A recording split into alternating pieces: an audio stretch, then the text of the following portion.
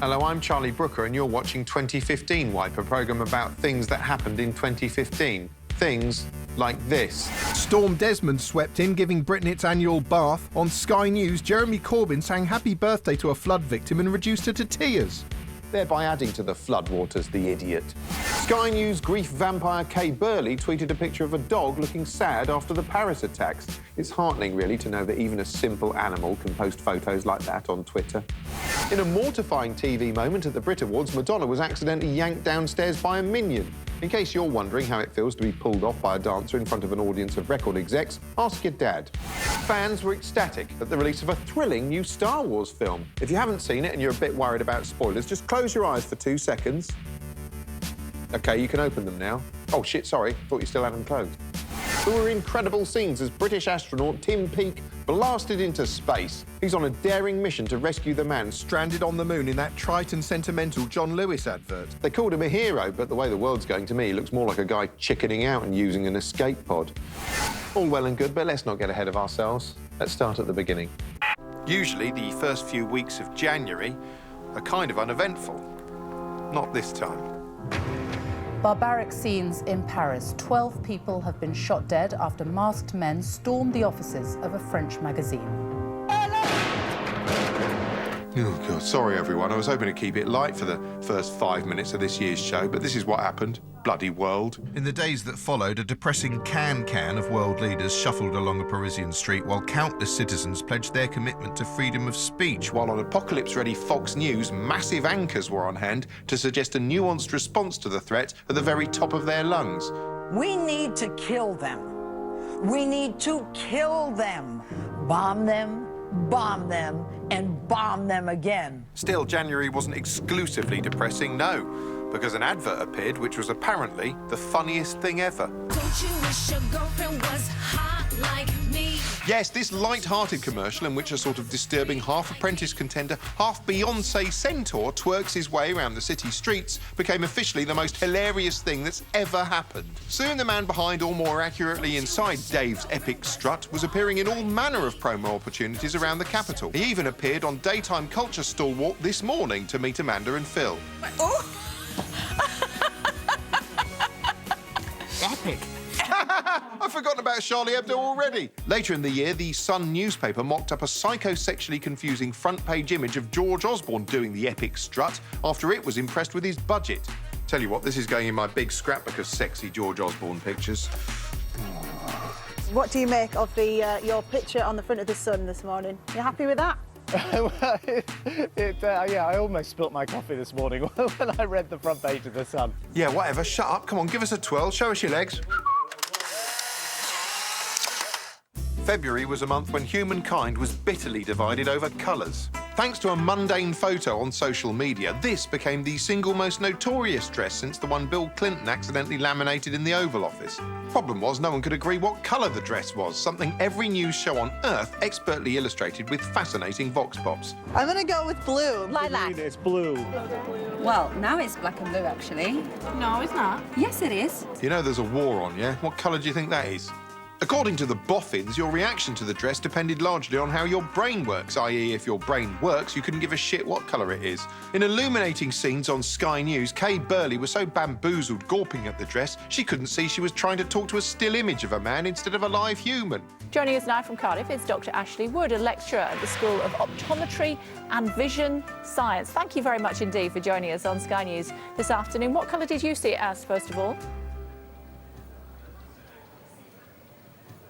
Oh, look at the sadness in his eyes. There was this sort of film thing called 50 Shades of Grey. It was like a cross between a romantic drama and a documentary warning women about a maniac on the loose. There was this woman in it who found herself in a submissive, violent relationship with a dominant man. She goes to interview this rich businessman called Christian Grey, who's become a billionaire despite not being able to pull facial expressions. How about we try a few with a smile? He's a massively successful billionaire CEO with his name all up in huge lettering on stuff he owns. Like Donald Trump, but younger and better looking, and a bit less of a burgeoning fascist tyrant who the world must stop at any cost. Actually, he sort of looks like Colin Firth, but done in Lego. You can see why she falls for him. He's handsome, he's rich, he flies around in a helicopter, he plays the piano with his tits out, and he's got a secret red room containing the world's biggest collection of bum sticks and things you hit horses with. Anyway, at the start of the film, he's a characterless, controlling sadist. But gradually, as their relationship blossoms, he stays that way. It's basically a film adaptation of Punch and Judy, because it's about this weird wooden man who enjoys beating a woman, but without the bit where a crocodile steals some sausages, which might have redeemed it. As a film, it looks glossy and modern, but it's basically your old-fashioned standard romance. Boy meets girl, boy psychologically dominates girl, girl acquiesces to boy's every demand, boy hits girl with crop, boy hits girl with fluffy stick thing, boy ties girl up and yanks girl's hair, boy hits girl with belt and girl leaves boy having explored the wilder fringes of her own sexuality in a carefully controlled, albeit unrealistic environment.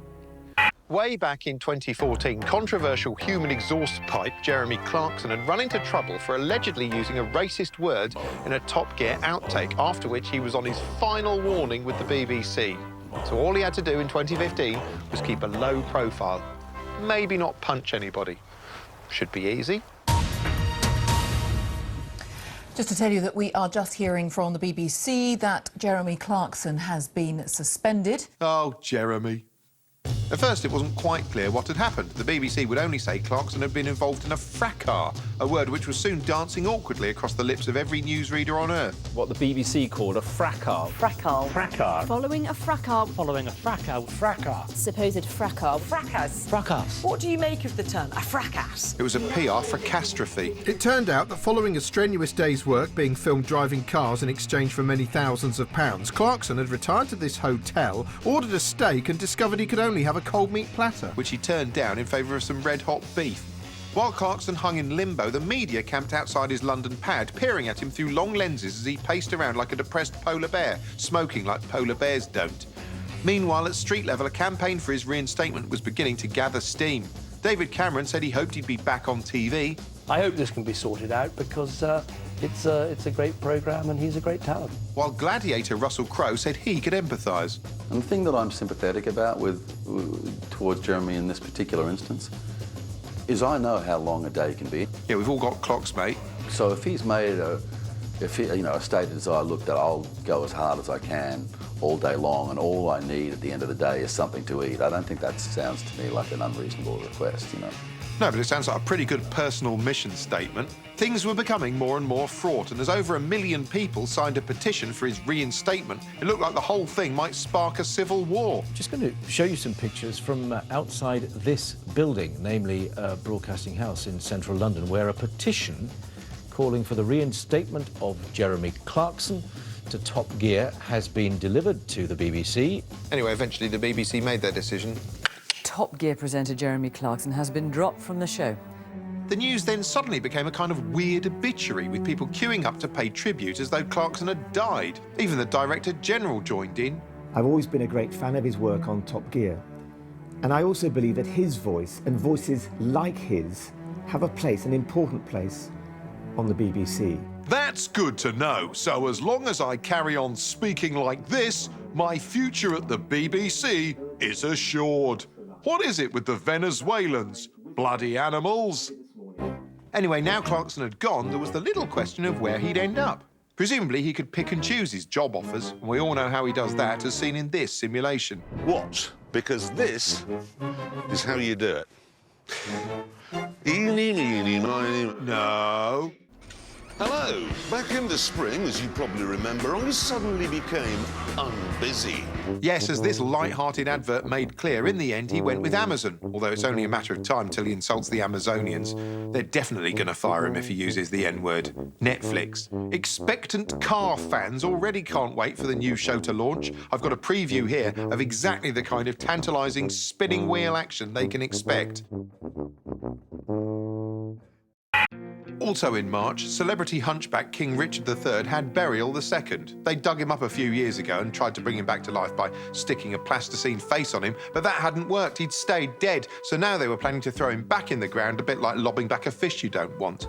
As the startling news coverage made clear, R3-D2 now got the respectful burial he'd been denied in life, centuries too late, and at great expense in the weirdest and most arcane royal event since every single other one. That is an event which will only take place once in all eternity.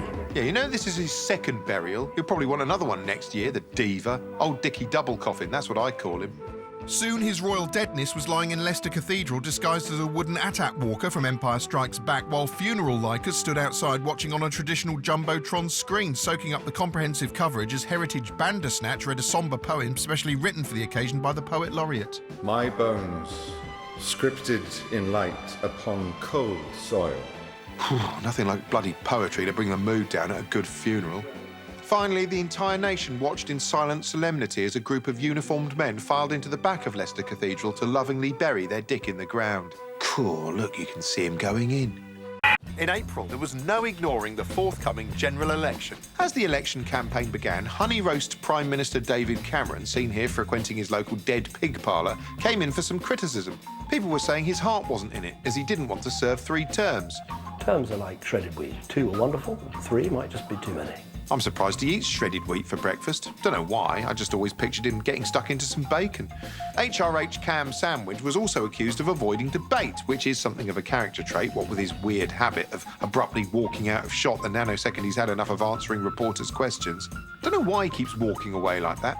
Maybe he's one of those shy Tories they keep going on about. It's easy to see why he'd be daunted by his chief opponent, human balloon animal Ed Miliband, a fiery public speaker accustomed to winning over audiences with his powerful rhetoric and catchphrases like, "Oh."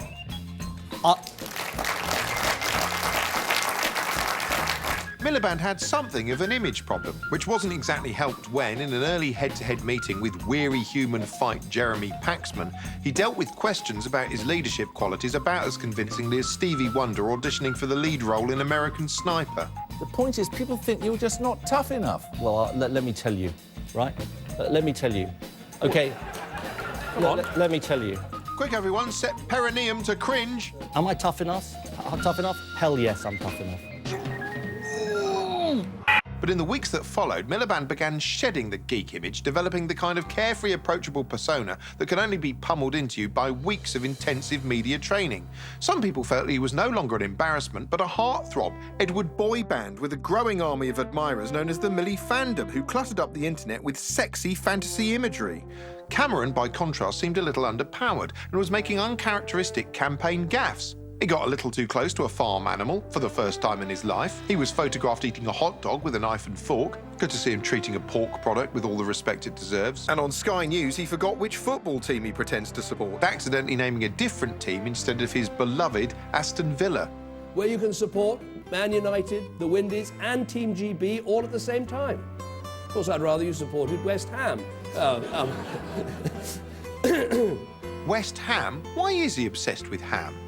Meanwhile, down-to-earth, top-of-the-people George Osborne was all over the media trying to artificially inflate Britain's employment stats by doing almost every flavour of manual job imaginable. Oh, that's another one for the scrapbook. Look at him, he's so good with his hands. He was constantly in high-vis, working in factories, looking at plans, operating diggers, breaking into the Hatton Garden Safe Deposit Company. Hang on a minute. You've just found an extra £8 billion. All I'm asking is, where does it come from? Well, no higher taxes, extra public spending cuts, where? Of course, Labour v Tory was only one part of the story. There was no escaping the new multiplicity in the leaders' debates as a full peacock's tail feather of different parties fanned out to debate the big issues in scenes resembling a 15-to-1 wannabe tyrant special. This provided a great public hearing for UKIP's Nigel Farage, who finally had got the chance to debate Britain's out-of-control multiculturalism with 6 other white people. He tried to win over the crowd in the first debate with some populist AIDS patient bashing.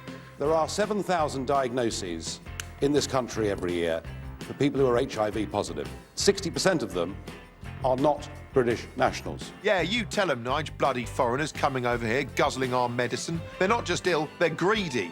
Tiny Trump wasn't having the best time of it this campaign. He looked tired and fed up and even turned on the audience and the Metropolitan BBC during debate number 76. There just seems to be a total lack of comprehension on this panel, and indeed amongst this audience, which is a remarkable audience, even by the left-wing standards of the BBC. I mean, this lot's pretty left-wing. Hang on. To be fair, the BBC had been subjecting him to some pretty uncompromising questions throughout the campaign. Did you see the Paddington Bear movie last year? No. Racist. Meanwhile, in the Lib Dem camp, Deputy PM Nick Clegg seemed to have decided to enjoy his last few weeks in the spotlight. He was out touring the country like a one-show reporter doing a guide to days out for less with the family. He went bowling, he dangled off a zip wire, and he dawdled around at a hedgehog sanctuary. Really poorly. She got maggots in every orifice. He seemed to be prematurely off duty, kind of relaxed, even apparently enjoying the abuse he was getting on social media, if this illuminating Sun video was anything to go by. Tom McRae, that Nick Clegg, he's a piece of work, and by work I mean shit. That's nice, Tom. Faring rather better was the SNP. They'd been growing in confidence ever since they finished an impressive second in last year's yes-no referendum. And now they had a new media-friendly leader in the form of fiery pepperpot Nicola Sturgeon, who became super popular super fast, posing for selfies all over the shop, like a tartan Kardashian. The prospect of Scotland wielding some power seemed terrifying to some quarters of the press, and stoking English fears of this Scottish resurgence was one Tory tactic that seemed to be gaining traction. Maybe that's why in the final days of the campaign, Cameron seemed notably fired up. He was out making bold claims. Will you put to bed rumours that you plan to cut child tax credit and restrict child benefit to 2 children? Well, thank you, Jenny, for that question. No, I don't want to do that. And giving good pep talk. Taking a risk, having a punt, having a go, that pumps me up, and it's what is changing our country. Look at that, he's gone pinky and perky. Meanwhile, Ed Miliband was trying to make his own populist appeals by turning up to talk politics with shag-happy Che Guevara Russell Brand. The Tories want to say this is as good as it gets. Yeah. And this isn't as good as it gets for the country. He also unveiled a granite-based equal rights for stones policy. He's had his campaign pledges engraved on an 8-foot-tall tablet of limestone. They're carved in stone because they won't be abandoned after the general election. I want the British people to remember these pledges, to remind us of these pledges. Yeah, hi, Ed, yeah. Do you remember the time you carved a load of pledges on a massive stone? Oh, he's hung up. But no matter what the leaders said, did or fell off, it seemed the polls were stubbornly failing to shift. But what if the polling agencies have got it just a little bit wrong? Welcome to the BBC's Election Centre. 4 minutes from now, when Big Ben strikes 10, we can legally reveal the contents of this, our exit poll. Anything could happen. It promised to be an epic marathon of constitutional chaos you'd need a degree in wonkology to sort out. That's why I'm set for the longest election night ever. Weeks of negotiation and number crunching, and I'm prepared for it all. To make sense of the results, I've got a load of laptops, I've got a slide rule, a copy of the parliamentary guidelines, that 5D swingometer, Paul the Octopus, a ZX Spectrum, I've got a soothsayer, and, to help me stay awake, I've got a thermos flask full of coffee to swig from, I've got a bucket to piss and shit in, and a platter of performance-enhancing drugs. So come on, hit me with the exit poll. Come on, tell me just how complicated and drawn out this is going to be. Oh, I can't wait. It's going to be good. But here it is, 10 o'clock, and we are saying the Conservatives are the largest party. Oh, what? Bloody octopus is broken. It seems voters had been trolling the pollsters all along. It's hard to know, really, how they could make opinion polls any more accurate. Maybe they should ask 2 questions. 1, who are you going to vote for? And 2, no, really, who are you going to vote for? Meanwhile, back in election night, while the Tories chortled their socks off, a full-blown red wedding was occurring for the other parties, as one well-known face after another was toppled. Vince Cable, Jim Murphy, Danny Alexander, Simon Hughes, Ed Balls, Zayn Malik, they all naffed off to Oblivion Villas, and then the Great Purge began. Nigel Farage temporarily sent himself back to where he came from. And I will consider, over the course of this summer, whether to put my name forward to do that job again. Nick Clegg showed himself the door. I will be resigning as leader of the Liberal Democrats. And Ed Miliband announced a 100% cut in himself's. So I'm tendering my resignation, taking effect after this afternoon's commemoration of VE Day at the Cenotaph. Must have been a bit depressing for Eddie Baby. Suppose the only way it could have been any more depressing is if a few hours later he had to stand beside the bloke who beat him, laying a wreath to a mournful musical accompaniment in a waking nightmare symbolising the death of his electoral dreams. I mean, thank God he didn't have to do that. Soon, Cambo and Sam, seen here in a white and gold dress, were back at number 10, while on daytime TV post-mortem, some Labour supporters were left sounding a little bitter. But I think the way the election went, it kind of shows that this country doesn't deserve a leader who's got so much, like, integrity and principles. I think Ed Miliband's too good for this fucking country, to be honest. No, you can't swear on daytime television, so I think I will apologise. And would you like to apologise too? Yes, I'd like to apologise. I shouldn't have sworn. It was very bad of me. June saw the shocking conclusion of the 5th season of Game of Thrones.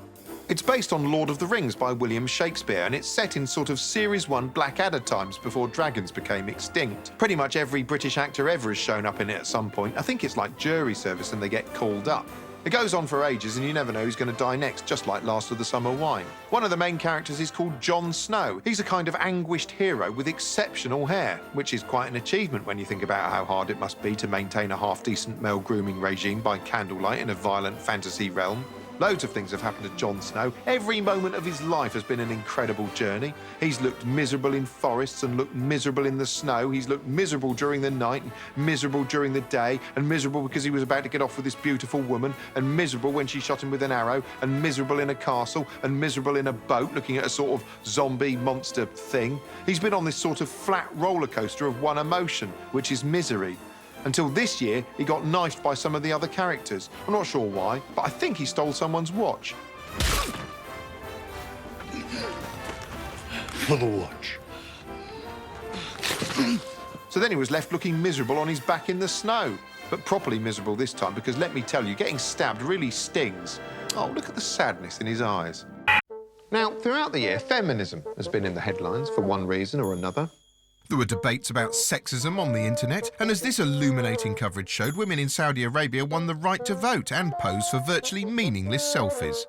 Here to explore feminism is Philomena Kunk with one of her moments of wonder.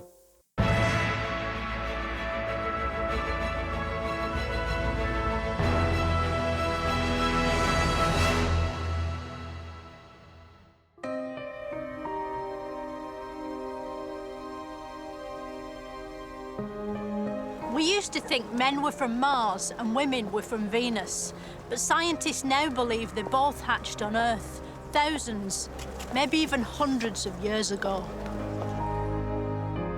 But even though there have probably been women on the planet as long as men, for most of that time, the two sides haven't been equal. The only things that make a woman different from a man are her breasts and vagina, and also his testicles and penis. It's easy to see how these fearsome and almighty genitals convinced generations of men that they were superior.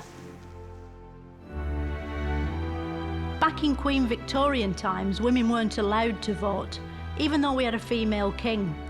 So some women formed a gang called the Suffragettes. The Suffragettes did things that were considered shocking at the time, like throwing themselves in front of the king's racehorse. They did this partly to highlight how unfair it was that women didn't have a vote but horses did, and also because being women, they really liked ponies.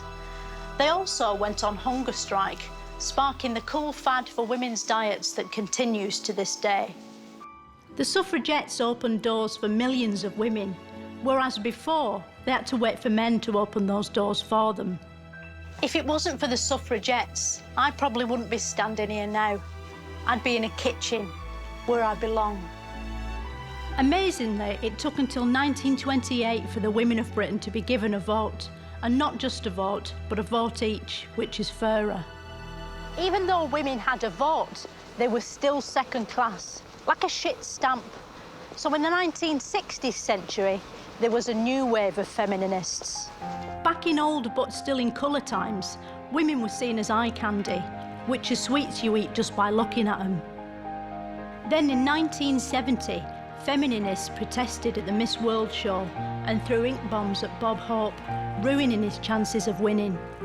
Today, shallow beauty contests are unacceptable and women are more visible everywhere, taking important roles in landmark high-quality television programmes like Game of Thrones and True Detective. Despite all that, today a woman's half as likely to earn over £50,000 a year than a man.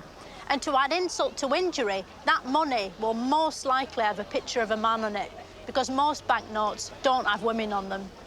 apart from the Queen, who's on all of them. But what is feminism anyway? To find out more, I asked an expert. Hello, who are you? I'm Mary Evans. I'm a Centennial Professor at the Gender Institute at the London School of Economics. And what is a feminist? A feminist is a person, male or female, who thinks that women should have the same human and civic rights as men. Can a feminist wear makeup? Well, I'm wearing it at the moment, and so I would think that's perfectly possible. But if they found out, they might cast you out, do you think? I'm not sure who would cast me out. I don't think people go around casting people out. If men were women, do you think they'd have been better at doing feminism than we are?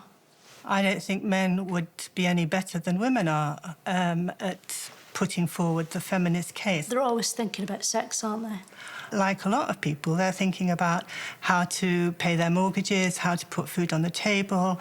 There are lots of questions to fill up everybody's daily lives. Mm.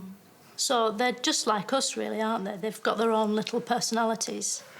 I think they have, and some of those personalities are a lot littler than other personalities, but there's certainly a very, very rich range of them. Yeah. When a feminist looks in the mirror, do they see an equal woman or a better woman? They quite often, like all of us, look for what they want to see and they look for what they hope to see. You see yourself back to front, don't you, in a mirror? But not upside down. Why is that? Well, hopefully, because that's the way that mirrors are designed. What power's a mirror? Sorry, you're not the mirrors expert, are you? I'm afraid not. How far have we come? Men in vans still whistle at women in the street, though thanks to feminism, the man in the van might be a woman, and the woman they're whistling at might be a Prime Minister. Next time on Moments of Wonder, I'll be asking, why is the world's hair such a weird colour? Following the general election, the Labour Party was left wandering around in the wilderness, not really knowing what to do with itself. A bit like Howard from Take That in the late 90s. So they held a leadership raffle to see who could run the party next.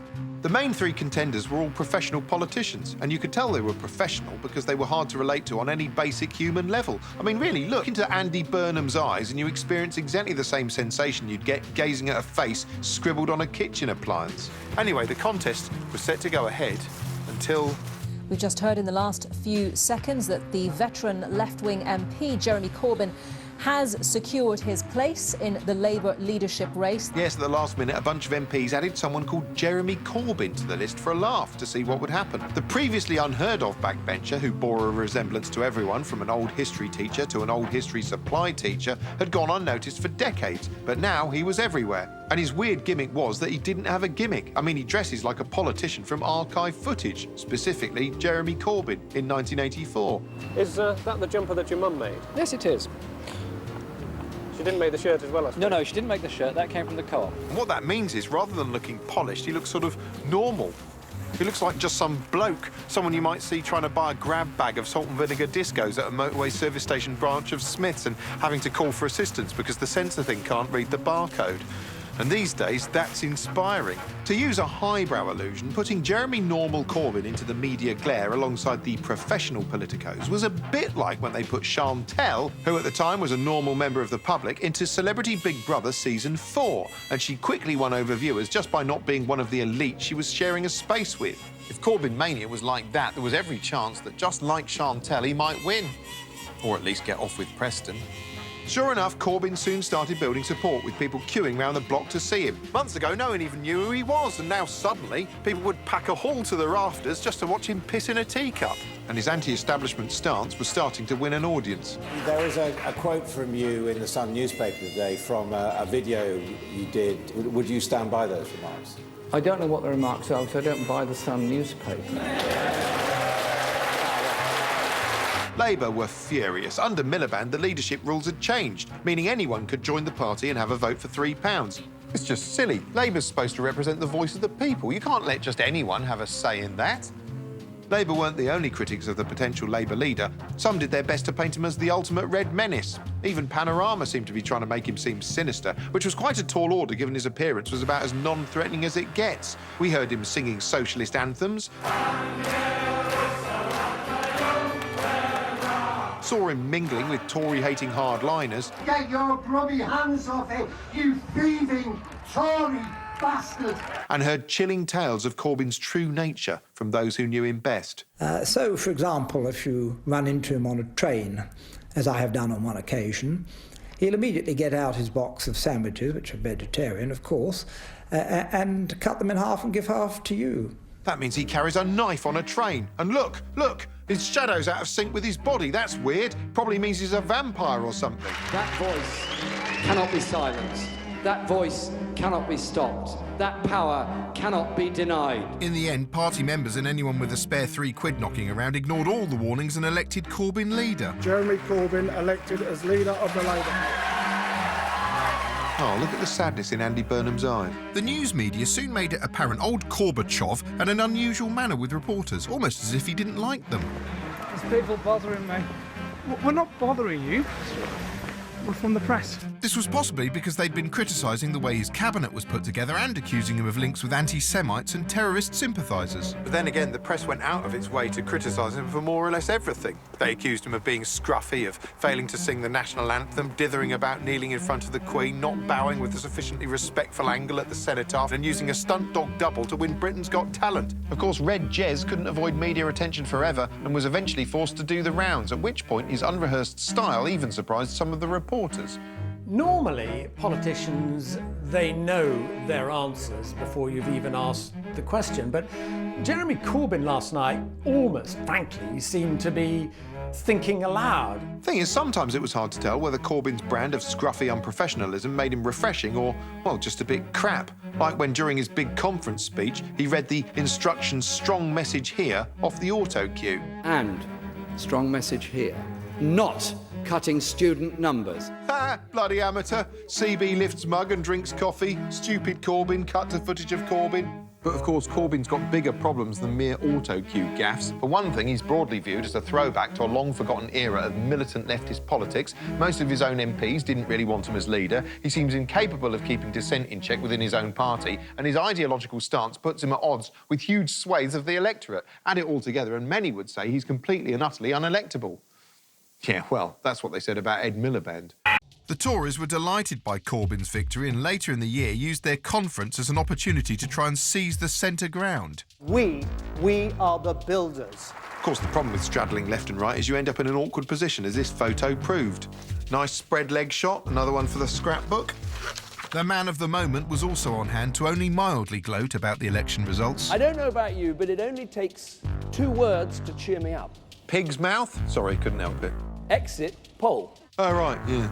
He also took the time to fling some cuss at Corbyn by taking something he'd said about Osama bin Laden out of context. He thinks the death of Osama bin Laden was a tragedy. It's got to be awful if we found some things Cameron had said and used them out of context. Do you know what? Christians and Muslims, we can't really live together, and suicide bombing's all right in Israel. Really? I'm surprised to hear you say that. Well, of course, I don't support terrorism, but a caliphate, is that such a bad idea? God, this is strong stuff, Dave. What would you say to anyone thinking of supporting you? My friends, we cannot let that man inflict his security-threatening, terrorist-sympathising, Britain-hating ideology on this country we love. In July, one reckless dentist made everyone in the world say, "Oh." Forget sticking a drill into a canine, the media revealed dentist Walter Palmer had flown to Africa and stuck an arrow in a feline. Didn't even give him a "I was a brave lion today" sticker. No, just bloody deaded the thing. And it wasn't just any old lion, any old lion, any old lion. No. He'd killed Cecil the lion. Cecil had appeared in photographs and adverts, attended the opening of literally hundreds of gazelles. He'd released a sizzling sex tape, and now he was dead. The outcry was immediate and vocal. It's like going out porpoise fishing, right? And getting flipper. Imagine whacking flipper. Shut him down! Shut him down! He's despicable. He's a killer. He's a murderer. The outrage grew across all media, and folks soon found out where Walter Palmer lived, partly because the details were leaked online, but mainly because he had the words "Lion Killer" painted on his garage. I mean, that's just adding insult to injury. Worse still, the coverage made clear Walter Palmer had previous for beast murder. Back then, no one cared about the other animals he'd killed because they didn't have names. Or at least I don't think they did. Maybe he shot their names off too, the bastard. Anyway, while the outrage grew, the butcher himself was lying low, while emotions were still raw. Dead lion jokes. As the news revealed, tributes to Cecil eventually reached Lady Di proportions as landmarks were draped in his dead mane. Earlier this month, Cecil's face was projected onto New York's Empire State Building. And for a moment, even in this concrete jungle, he was still king. Eventually, everyone moved on. Cecil stayed dead, and Walter Palmer calmly went back to his day job drilling holes in the faces of blameless children. Sorry, what do you want, a just world? You're f***ing dreaming. There was this faraway Times man called Ted Heath, who's dead now, but he's still alive in all the footage of him. And he was either this sort of famous Prime Minister who reformed local government and took Britain into the EU, or one of the most horrific monsters our country has ever seen. And it wasn't clear which one he was. I think they were twins. One was called Ted Heath, and the other one was Edward Heath. I mean, they kept talking about both of them on the news. Former Prime Minister Sir Edward Heath. Ted Heath. Edward Heath. Ted Heath. Edward Heath. Sir Ted Heath. Sir Edward Heath. They were the first twins to ever be Prime Minister. Prime Ministers. Primes Ministers. I don't know what the right term is.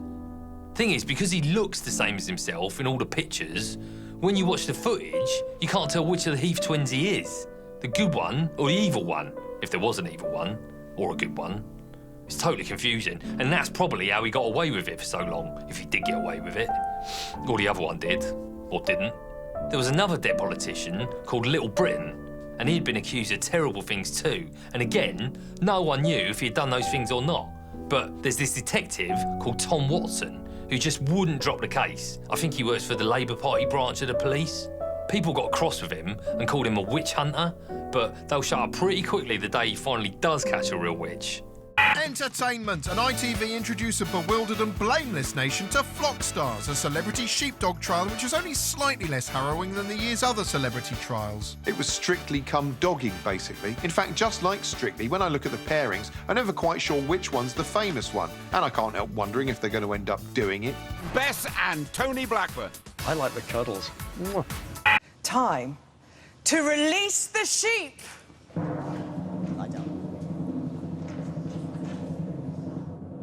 Here they come. It's the Hebrideans. Oh, God, talk about lowering the bar. Away.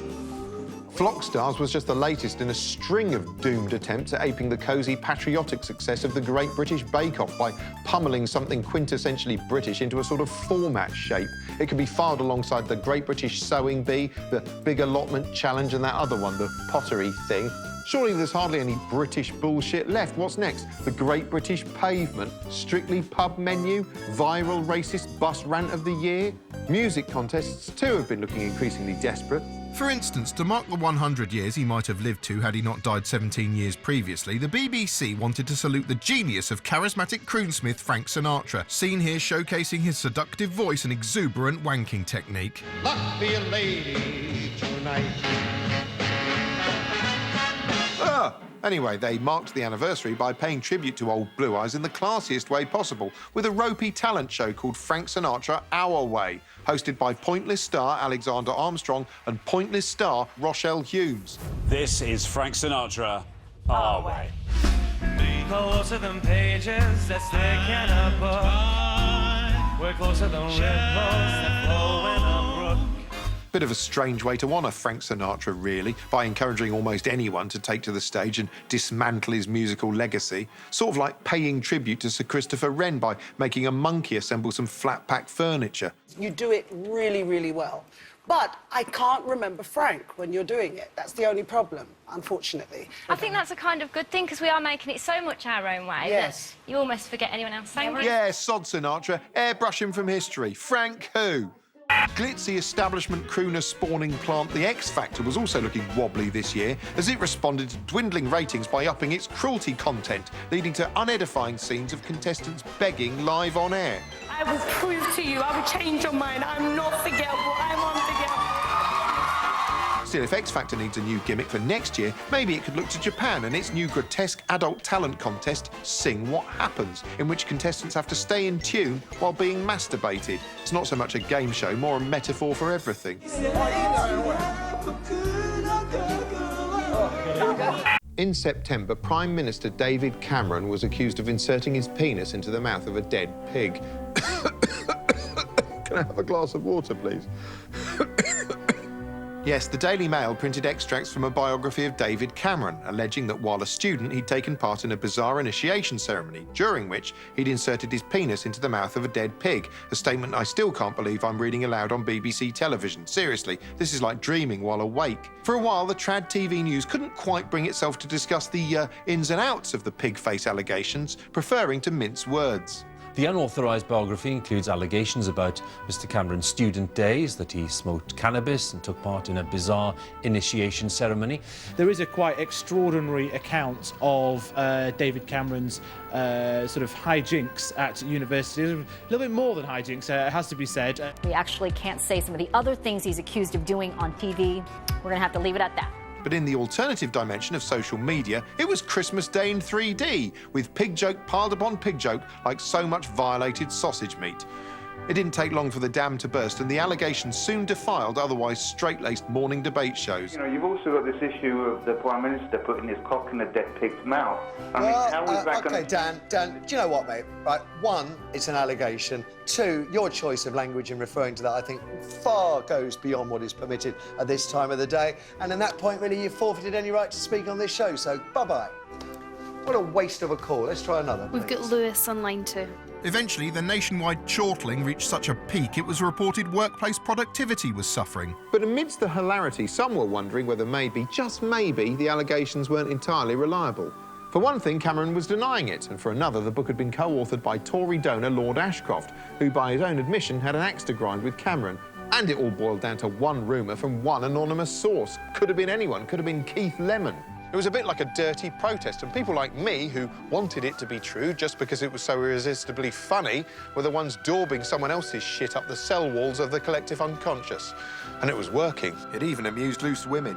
The funniest thing is that the British public see the possibility as entirely plausible, although it has put me off sausage for life. The book's co-author and chronic smirker, Isabel Oakeshott, was all over the media defending the noble tradition of spreading uncorroborated rumours from a single potentially unreliable source. Where's the evidence for the allegations that you make in the book, especially the ones about the dead pig? Look, this is just a few paragraphs in the middle of a book which is some 200,000 words long. Yeah, come on, guys. There's only a hint of pig f***ing in it. Do you think the stuff about the pig is true? We're not there to write a hagiography. There are some difficult things in there, and there are also plenty of extremely complimentary, flattering things about the Prime Minister in there as well. Oh, what kind of compliments? Let me guess. He was the best dead pig's head the world has ever seen. To be honest, the whole thing left me particularly feeling a bit weirded out. You see, a few years ago, I wrote a drama for Channel 4 in which a fictional Prime Minister was blackmailed into having sex with a pig. And lots of things in that show played out much the same as they were now. There were people in newsrooms bemoaning the fact they couldn't run the story. If we mentioned bestiality pre-watershed, Ofcom would be seriously pissed off. Fuck Ofcom. There were people making wisecracks on Twitter, even using some of the same hashtags. The vindictive stunt impacted cruelly on the people at the centre. Nothing is going to happen. It's already happening in their heads. And the whole thing played out as a kind of national sport, bringing the nation to a standstill. At the end of Black Mirror, the PM's reputation survives intact, and a few months on, David Cameron doesn't seem to have suffered too much from his piggy scrape, although the mental image is still too powerful and amusing for some of his opponents to drop. The irony is the collective thunder chuckle overshadowed somewhat more pointed allegations in the book, which the Prime Minister also denied. I think it's important that this allegation that he knew more about Lord Ashcroft's non-dom status than he had previously said he did, that's not lost in the more lurid and humorous allegations that many people are talking about. Good point, Nicola. Let's hope no one lets that happen. The Prime Minister's attitude to Scotland betrays the worst characteristics of his government. Arrogant, patrician, out of touch, pig-headed, some might say. He f***ed a pig! He f***ed a pig! Or he didn't. Or he did! Or he didn't. Or he did! Or he didn't. Or he did!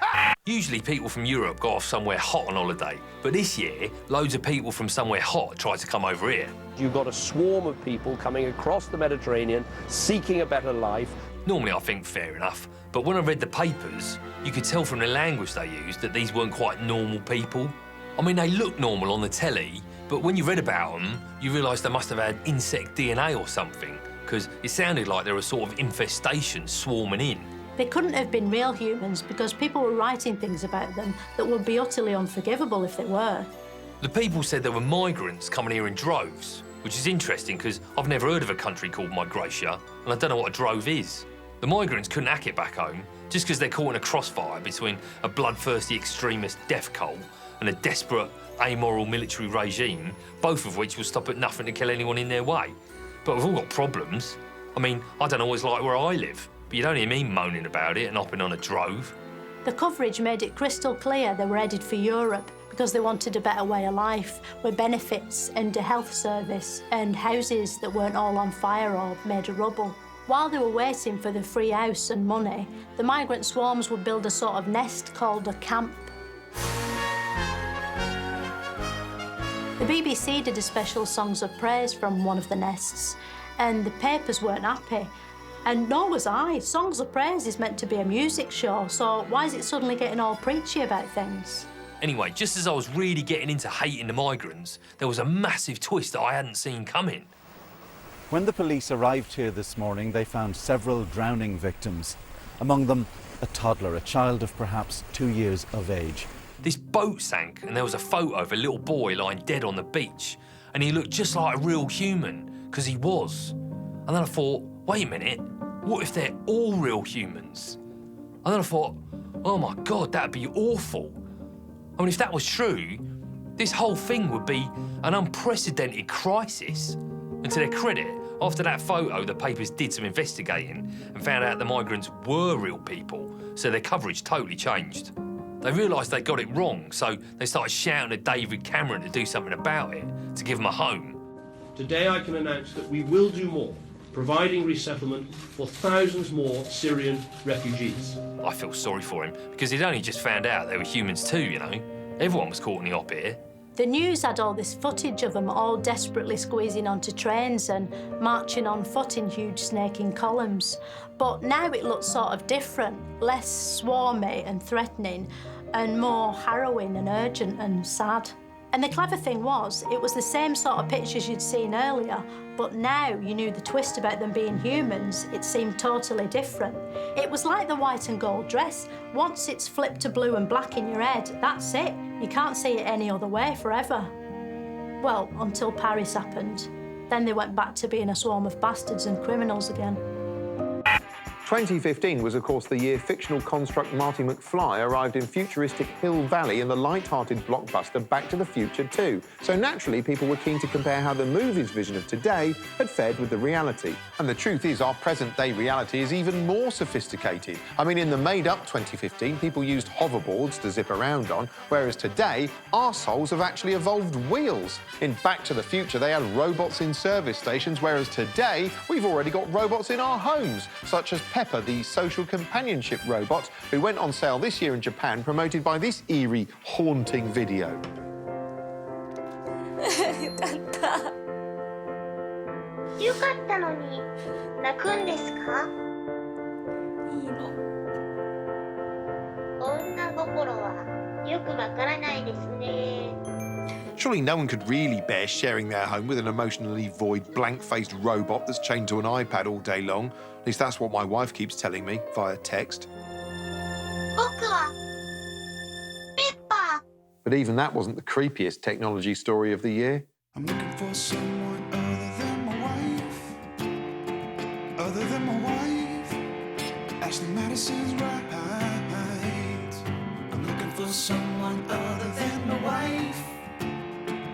Other than my wife. Ashley Madison's right. I'm looking for someone other than my wife. Yes, this hideous commercial was advertising online cheat mode enabler Ashley Madison, which promised secret affairs for wannabe shagabouts. The site did look really safe, as though you could trust it with your most sensitive secrets. I mean, it had a photo of a woman going shh on the front and a graphic of a padlock, so it was hard to see what could possibly go wrong. Computer hackers have stolen millions of items of customer data from an online adultery website called Ashley Madison. The hackers put the names of everyone who'd been on there on the dark web, which is the sort of internet you look at with the lights off. Anyway, now no one knows where the next privacy breach is going to come from, but we know it's coming. They can hack anything now. Phones, laptops, tablets, webcams. I heard they can even hack into mirrors, like bathroom mirrors, so everyone in Russia can watch you going for a shit. If you've got a mirror in front of your toilet, like I have, for personal reasons. It's almost hard to remember that a few years ago the world was terrified of Al-Qaeda. ISIS make Al-Qaeda look like Crowded House. ISIS began as something many in the West psychologically portioned off as happening somewhere over there, atrocities in Awful-Adesh. But throughout the year, the threat has crept closer and closer to home. Tourists slain on their sun lounges, aeroplanes blown from the sky. It seemed nowhere was safe. A major breaking story in Paris tonight. Reports of explosions and shootings. It's a shocking and confusing picture. 129 people were murdered in Paris and hundreds more injured by 7 Islamic State terrorists. As horrifying news coverage played out across screens of every size and shape, a mood of fear and paranoia took hold. Now, this place here is... There's shit happening. There's something going on here. People are running. Keep aside, Okay, okay. People are running away. There was a palpable sense of events spiralling out of control. Anyway, everyone agrees this is all far too scary to ignore. The question is what to do about it. And some think that means confronting the issue at its source, Syria. But how do you solve a problem like Syria? Syria is a hellish tangle involving a brutal regime, rival rebel factions, extremists and vested international interests. It's a civil war, a proxy war, an ideological conflict and a monumental humanitarian disaster all at the same time. Little wonder some want to treat the problem like a malfunctioning old TV, give it a bang and hope it sorts itself out. Sure enough, the government was soon fielding a vote on whether we should bomb Syria or not. David Cameron informed an anxious nation that this was the right thing to do. So it's in the national interest, it's the right thing to do. But then he says everything he wants to do is the right thing to do. It hasn't been easy, I know, for many people in Britain, but it's, I think, been the right thing to do. And I think that's the right thing to do. The right thing to do. I think this is the right thing to do. It's the right thing to do. This is the right thing to do. It was the right thing to do. I will do the right thing for the country. I did last time, I would again. It was the right thing to do. Labour leader and cycling proficiency badge holder Jeremy Corbyn was in a tricky spot.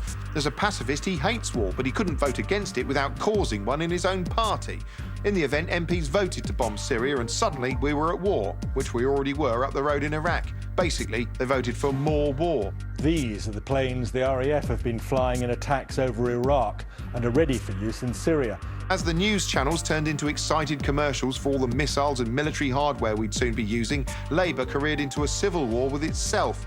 Well, here, the recriminations in the Labour Party from last night's Syria vote are still ricocheting around Westminster and beyond. As you could see from the coverage, the infighting's become so bitter, even Assad looks at the Labour Party and goes, don't fancy getting involved in that.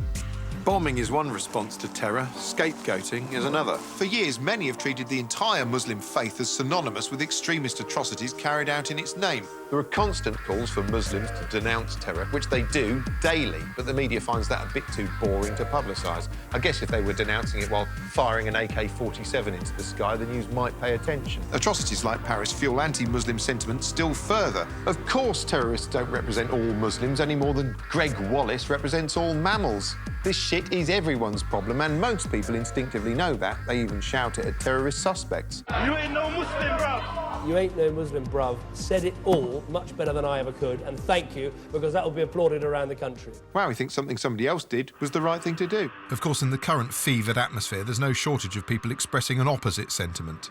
The plan? Number 1. Get a gun. Oh, God, not you again. Sorry about this. I was hoping to keep things festive for the last few minutes of the show, but this is what happened. Buy one legally, learn how to shoot it, and be primed to use it. Do you need to buy guns in America? They're probably just lying around. Donald Trump is running for President of America and the President of America contest. Americans like Trump because he's got loads of money, which is sort of their version of being clever. I mean, he's built all these giant buildings and written his name on them so no one else can steal them. He's all over the news. Like, the news can't stop filling their screens with him, even though he looks sort of weird. I mean, he looks like a sort of guinea pig staring at you through the porthole on a washing machine. There's this amazing stuff on his head. It's not hair. It's like a sort of furry gas. It's like he was born with a squirrel's tail and he's brushed it over his head to pass among humans. As well as looking like a sort of biological car crash, he's got this gimmick. He says horrible things about people, totally slags them off. I never attacked him on his look, and believe me, there's plenty of subject matter right there. That I can tell you. He slagged off John McClane, who was a Vietnam War hero. He's a war hero because he was captured. I like people that weren't captured, okay? I hate to tell you. He slagged off loads of women. You've called women you don't like fat pigs, dogs, slobs, and disgusting animals. Your Twitter account... Only Rosie O'Donnell. He said horrible things about Mexicans. They're bringing drugs, they're bringing crime, they're rapists, and some, I assume, are good people. He took the piss out of a reporter with a disability. You gotta see this guy. Oh, I don't know what I said. I don't remember. It's like if Frankie Boyle decided to use his powers for evil. One of his enemies is all Mexicans, who he wants to build a wall around. He says Mexico's the new China, which it isn't. Tupperware is the new China. He hasn't thought that through. Then there was this mass shooting in California like there is every day in America. But this wasn't one of the normal mass shootings that a maniac does for no reason. This one was carried out by two maniacs for some ideological reason. I mean, it must be scary to think the terrorists have got so good at infiltrating America, it's almost impossible to tell them apart from your normal unhinged maniacs. I mean, you could be calmly minding your own business in the middle of an everyday mass shooting and suddenly realise it's a terror attack. Anyway, then Donald Trump said he'd ban all Muslims from entering the country. And suddenly, even though he'd been saying all these Hitlery things for a while, that was just too Hitlery for everyone. Donald J. Trump is calling for a total and complete shutdown of Muslims entering the United States until our country's representatives can figure out what the hell is going on. Basically, everyone said he was horrible. They started calling him a fascist and that he was starting to look and sound like a racist dictator. Like, even Dick Cheney went on the news and said it was wrong. And he's the bloke who invented filling Muslims with water till they say they're terrorists just to make it stop. Drop up the jab, drop up the jab, the drop the jab. Super Trump! A lot of pundits predicted that support for him would fizzle out after the summer. That doesn't seem to be happening. It's exciting watching footage of his rallies, thinking, oh, this'll be in a documentary in about 20 years' time with ominous music on it, and here's me watching it live. He says all these things that aren't true, and loads of his followers don't trust the media, so they believe whatever he says. So he can basically create his own mental reality and have thousands of people blindly agree with him. Actually, saying that out loud makes him sound sort of terrifying, but luckily he's also got silly hair you can laugh at. I mean, there's no way Hitler would have risen to power if he had some weird physical thing that made him look silly. You know, like stupid haircut or a little moustache. Oh, fucking hell. The controversy and news on terrorism over the past month seems to have given Trump a boost. Back in late October, there were signs he had started to fade. Since then, he's jumped 13 points in that same poll. Oh, God, you know what? This is making me think there's no hope. I mean, look, you've got this kind of lunacy. Get a gun. You've got maniacs slaughtering anyone in sight. You've got fascistic demagogues capitalising on the whole thing. No wonder that bloke's hiding out on the moon in that poxy, stupid John Lewis advert. It looks like the safest place to be right now, because down here, it's all anger and fear and carnage and despair, and I just wish there was something to take my mind off it. Just anywhere. Oh, look, it's Dave's Epic Strut. Dave's Epic Strut, everyone.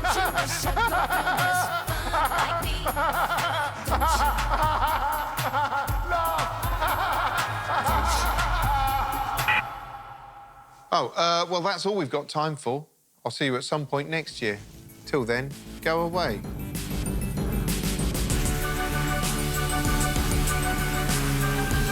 Russell Howard has met his dream girl. Now the nightmare begins as she meets the family. Stand by for a Gert Lush Christmas next on BBC Two.